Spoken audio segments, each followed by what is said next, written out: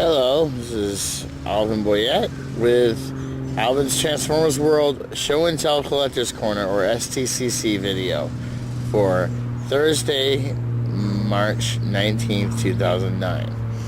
And today we're in the Green Tree Park on 19th Street in Northwest Gainesville. And I'm going to be reviewing Generation 1 SOUNDWAVE versus the Encore Edition SOUNDWAVE from Hasbro.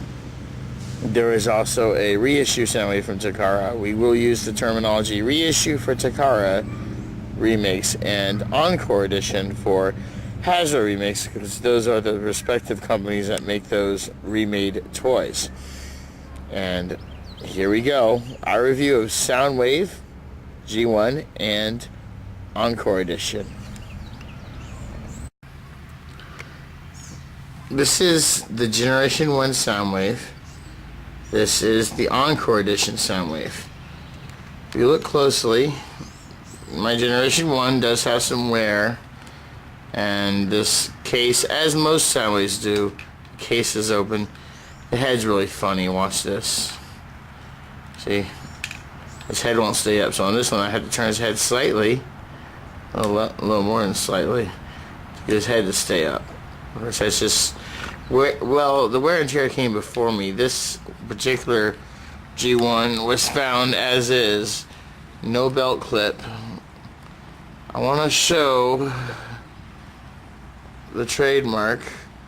See, Takara Company Ltd. Japan, 74 and 83. And there's nothing up there. This is different slightly from the other Encore Edition, which you're going to see in a moment. Let me show you. The Encore Edition, which I bought complete. The other one I found in the trash. Yes, the trash. This is where the weapons come in. You can hold them in here. Well, you can't hold the projectiles, but you can hold the quote-unquote batteries. Let me show you this one. See, Takara Company Ltd. 7483. The head mark is the same. This also has a Hasbro mark on it as well.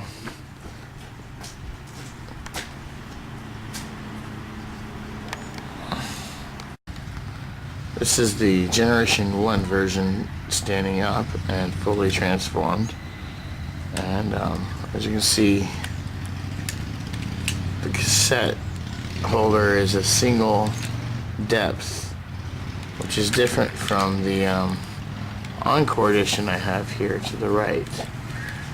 And as I said, this SOUNDWAVE was found in the trash as is, but it's in pretty good condition considering that. Now we get to the meat of our review here. The Encore Edition, as you can tell, this cassette deck sits out from the chest cavity and has a redesign on the plastic case here. Has some Cybertronian symbols and whatnot, and can contain 2 different cassette tapes, whereas the original chest cavity for SOUNDWAVE is 1 cassette deep and cannot hold both, which was weird because it always came with 2 cassettes. Actually, no, that's a correction. It came with Buzzsaw. There was 1 cassette. This comes with 2, which are Laserbeak and Ravage, and they're both inside here. I'll pull those out.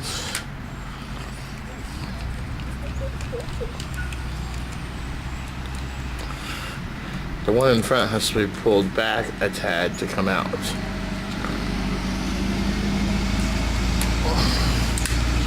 And this is the chest cavity without the cassettes in it.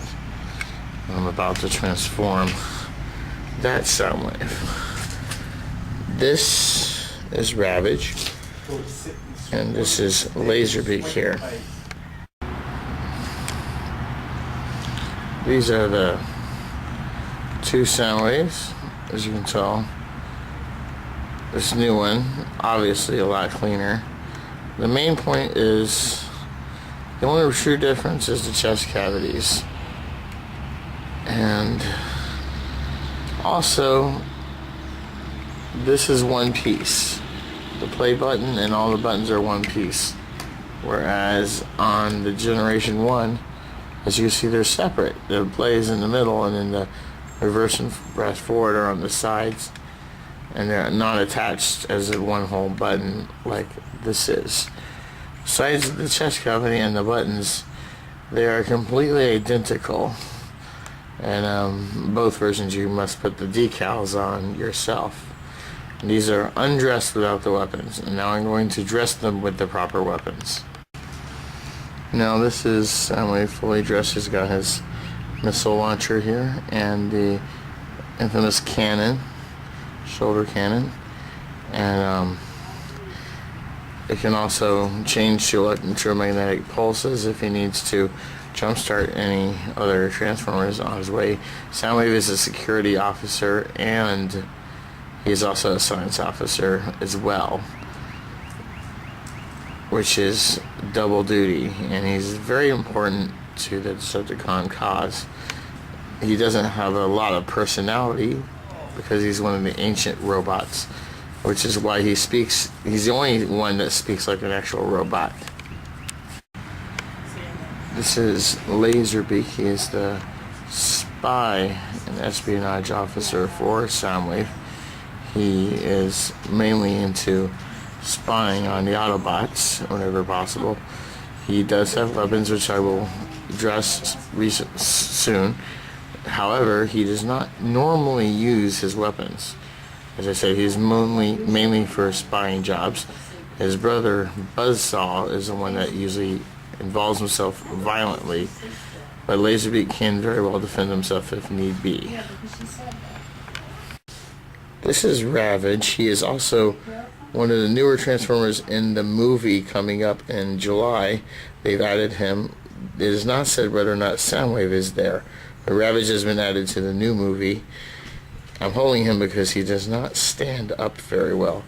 His legs are too close together because it's just the early design. Hopefully the new toy will come out and he will be able to stand.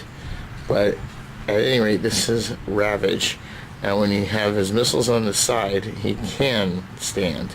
However, this table, as you can see, is not conducive to that. But I can set him right there. Ravage is a cougar or a puma, which is the same thing. And he is only spoken one time in the Generation 1 continuity. The rest of the time he just hisses and growls.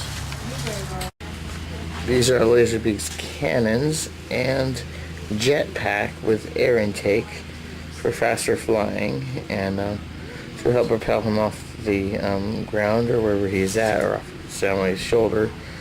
He can fly at excessive speeds with these, and without, he pretty much hovers. But this is Laserbeak fully dressed. These are Ravage's jets.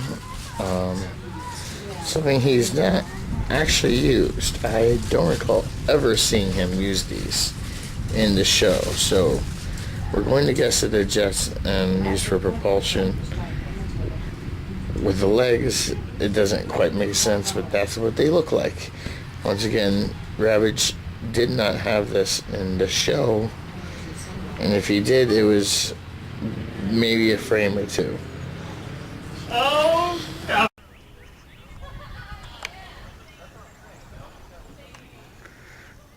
Why am I standing here? What is this?